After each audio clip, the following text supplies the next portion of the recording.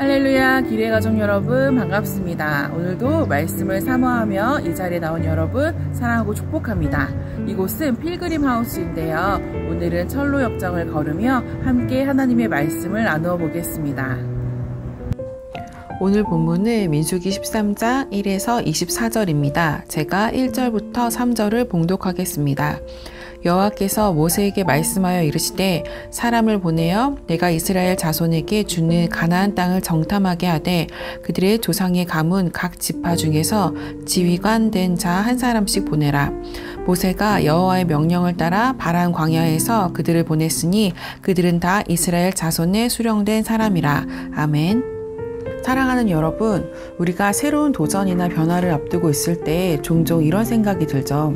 하나님이 문을 여신 건 알겠는데 지금은 아닌 것 같아. 말씀이 맞는 건 알지만 상황이 너무 안 좋은데요?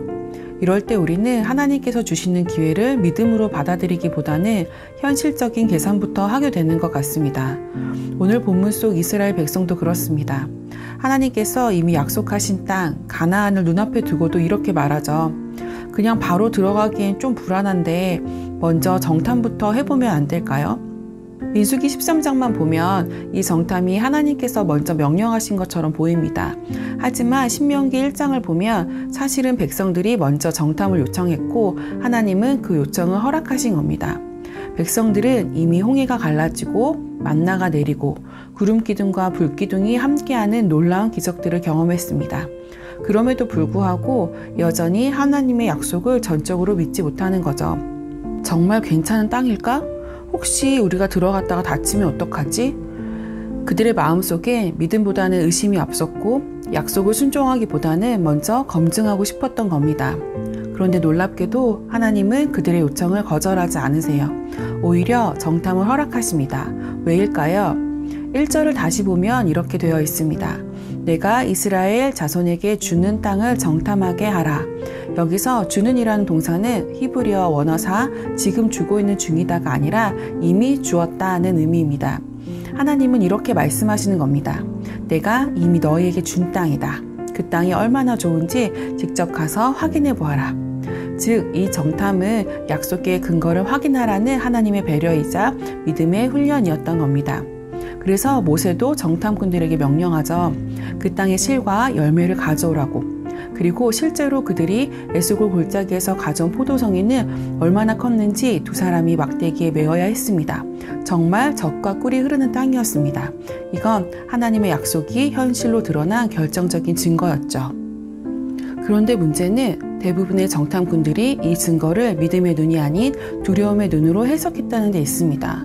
오늘 본문에 이어지는 13장의 뒷부분을 보면 10명의 정탐꾼이 이렇게 말합니다. 그 땅은 좋긴 한데 거기 사는 사람들은 너무 강해요. 성읍은 너무 크고 견고하고 우리는 그들에 비하면 메뚜기 같아요.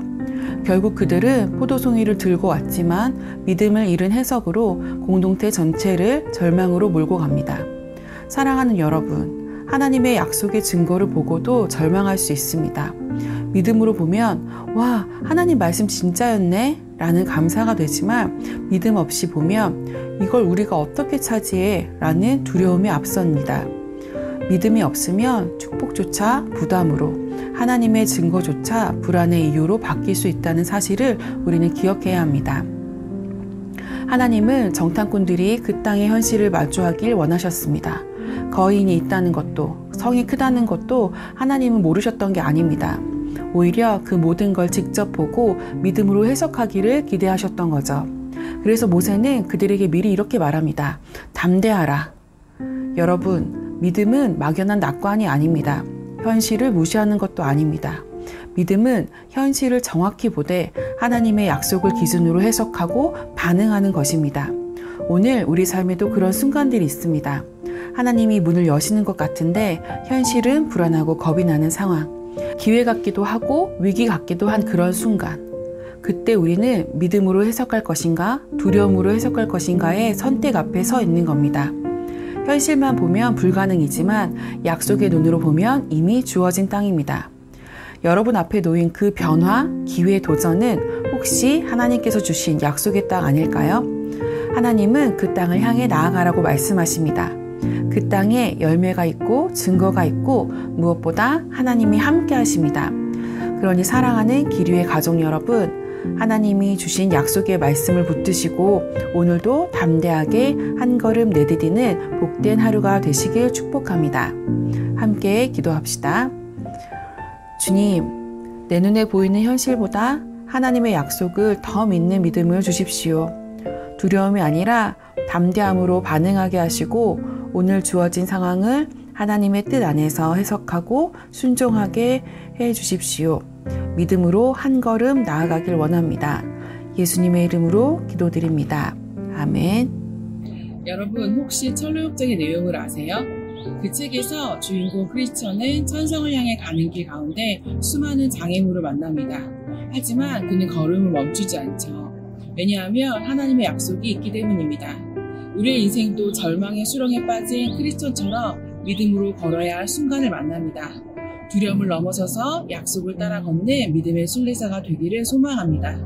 현실은 불안할 수 있어도 약속은 흔들리지 않습니다. 하나님의 약속이 여러분의 오늘을 이끌어 주시기를 축복합니다. 오늘도 승리하세요.